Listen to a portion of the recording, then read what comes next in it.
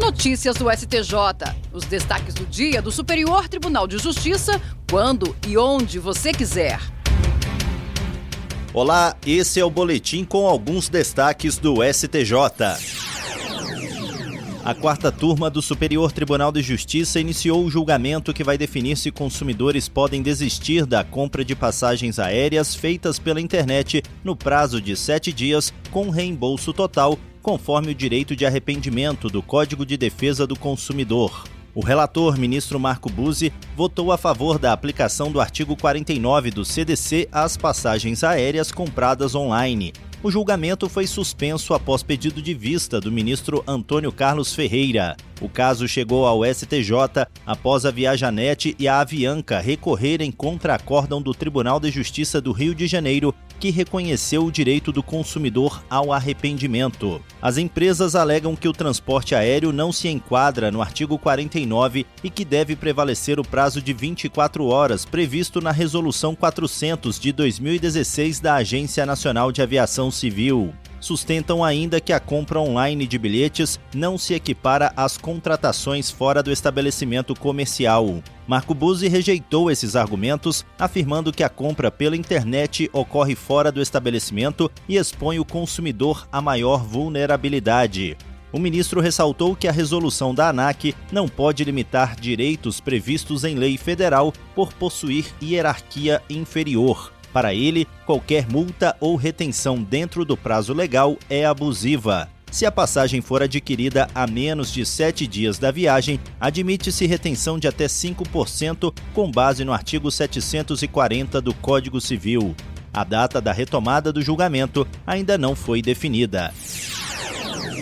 A primeira sessão do Superior Tribunal de Justiça fixou 3 teses que reconhecem direitos de militares transgênero. Primeiro, assegurou o uso do nome social e a atualização de todos os registros funcionais conforme a identidade de gênero. Segundo, proibiu desligamentos ou reformas baseados exclusivamente no fato de o militar ter ingressado por vaga destinado a sexo biológico diferente. Terceiro, afirmou que a condição trans não configura incapacidade ou doença para fins militares, vedando processos de reforma compulsória motivados apenas pela identidade de gênero. A decisão, firmada em julgamento de incidente de assunção de competência 20, surgiu após a ação civil pública da Defensoria Pública da União, que denunciou práticas discriminatórias como licenças médicas sucessivas e reformas automáticas com base no transexualismo da antiga CID-10, Classificação Internacional de Doenças da Organização Mundial da Saúde. O Tribunal Regional Federal da 2ª Região já havia determinado a aceitação do nome social e o fim da reforma automática, mas a União recorreu, alegando falta de previsão legal e fundamentação médica para afastamentos.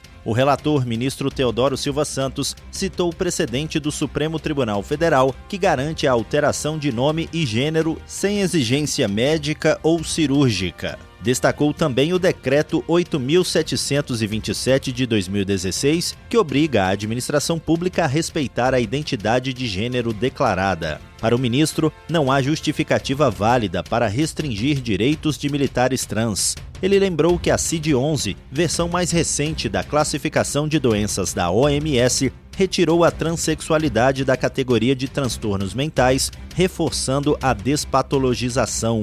A transexualidade não aparece na lista de doenças do Estatuto dos Militares e, portanto, não pode justificar reforma.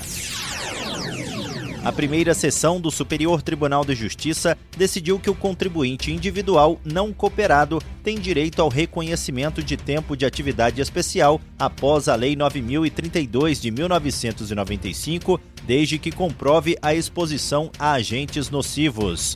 O colegiado também definiu que a comprovação dessa exposição não precisa ser feita exclusivamente no formulário emitido por empresa. Segundo o relator, ministro Gurgel de Faria, exigir tal documento ignora a realidade de trabalhadores autônomos e fere o princípio da proteção ao trabalhador. Esse entendimento foi firmado em julgamento realizado sob o rito dos recursos repetitivos, tema 1291.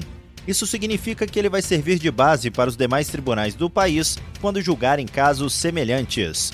No caso analisado para representar a questão, O INSS argumentou que a Lei 9.032 de 95 e o artigo 58 da Lei 8.213 de 1991 exigiriam formulário empresarial. No entanto, a primeira sessão entendeu que a legislação deve ser interpretada de forma sistemática e não exclui o direito do contribuinte individual não cooperado à aposentadoria especial.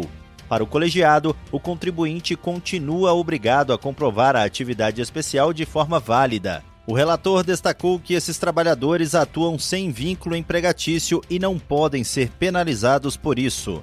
A sessão também considerou ilegal a restrição imposta pelo artigo 64 do Decreto 3.048 de 1999, que excluía essa categoria da aposentadoria especial.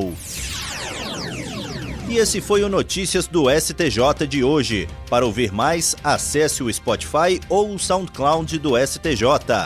Tchau, tchau.